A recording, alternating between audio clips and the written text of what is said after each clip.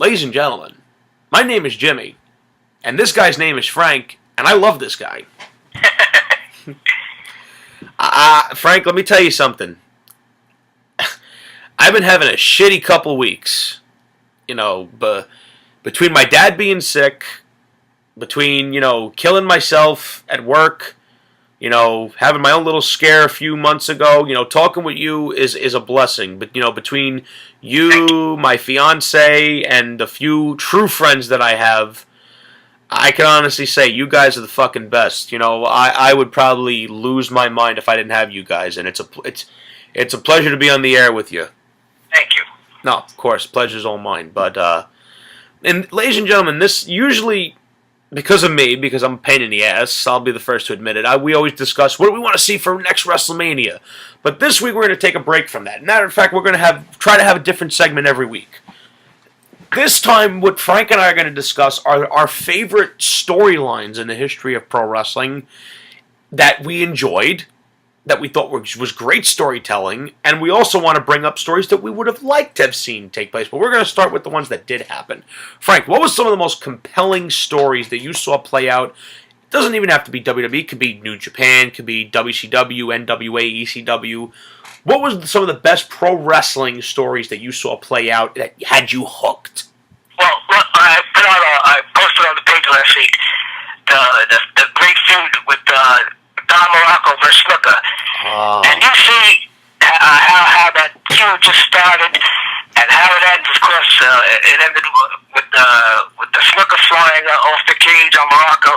But I mean the way they did it, I can't understand why it's so hard to do that today. You got Morocco, he's a real hero. He doesn't care if the fans think. Working for Lou Albano.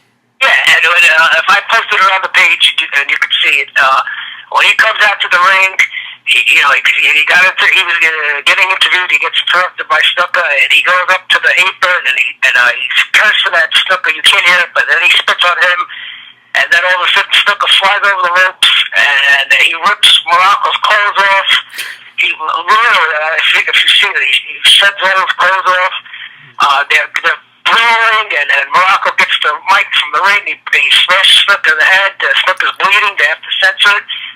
I mean, now you watch that, you're like, holy shit! Like now you want to see these guys when they finally get to the ring. What are they going to do to each other? And you see it every match they had afterwards. They go pillar to post, blood.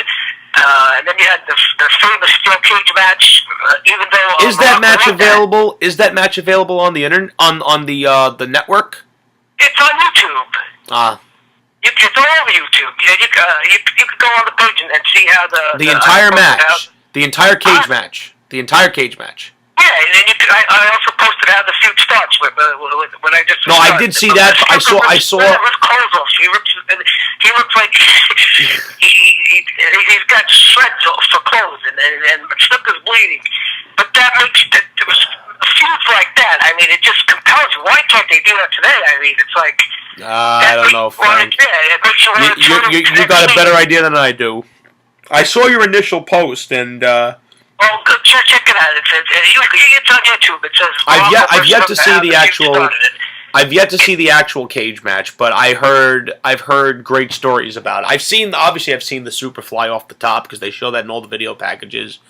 But yeah, listen, if it's a storyline that mattered to you, that's great. That's only one. I mean, that's the way they used to do it back in the day.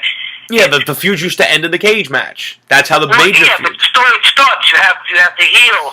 He does something treacherous to the face, and you really want to see what happens next week. Now it's like, how did it get to the point where now it's like you can't wait for Raw to be over and just it's like you fast forwarding all the show. And it's just like, oh my god. They have 3 hours and you only get 25 minutes of wrestling. That's the problem, Frank. You have an idiot running the show. But even the wrestling matches, it's like nobody cares. It's like yeah, I know.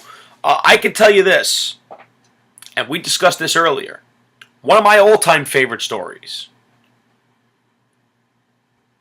Sting versus Hogan. I mean, think about how it started. Hogan did the unthinkable. Much like right now, if John Cena ever turned heel, it would be called the unthinkable. Because, as we discussed earlier, I don't think they ever have the balls to do it. Because they're too afraid. Not that their company would be in any shape, way, or form, any chance of going out of business just because one guy turns heel. I mean, come on now. That's a little crazy. But when Hogan turned heel and attacked Randy Savage, and then Sting carried Macho out, that was foreshadowing that Sting was going to carry the weight of the WCW world on his back. But if you remember what actually ignited the feud was, there was a segment where they had the fake Sting in the NWO limousine, and WCW turned on Sting. They said yes, they did. And Hogan, that's why Sting went crow. He went dark. But right, Hogan, all these years you guys think I would sell out, so now it's like now I'm on my own. And that's what made the feud, the story so compelling.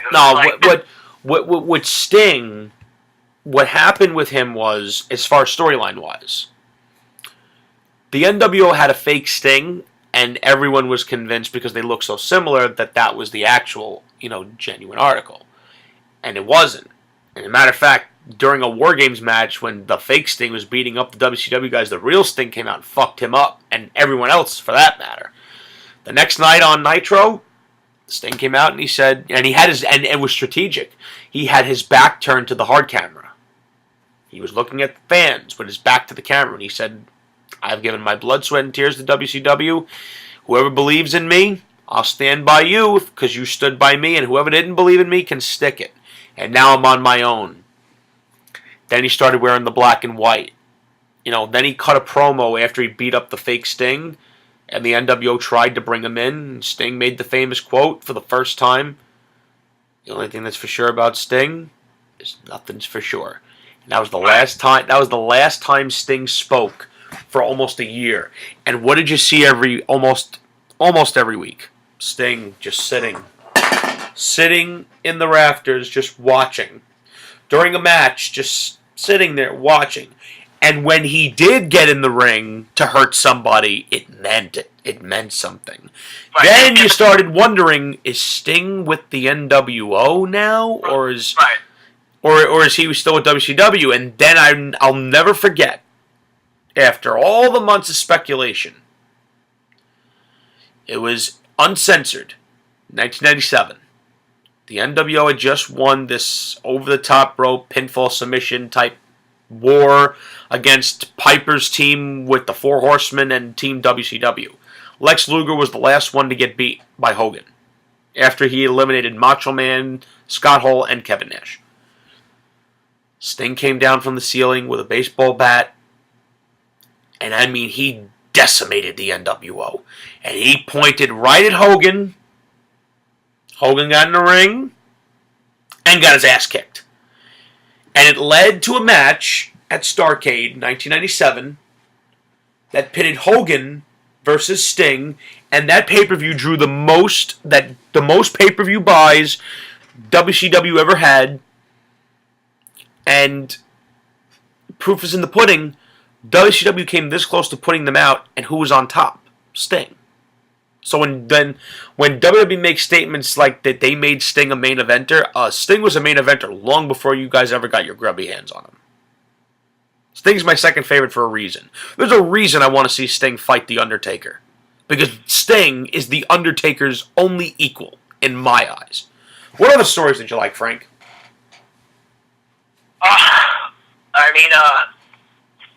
There's so many. If you want to go back old school, yeah, bring it. The stories that always stick out are the ones that it almost breaks from reality, kayfabe.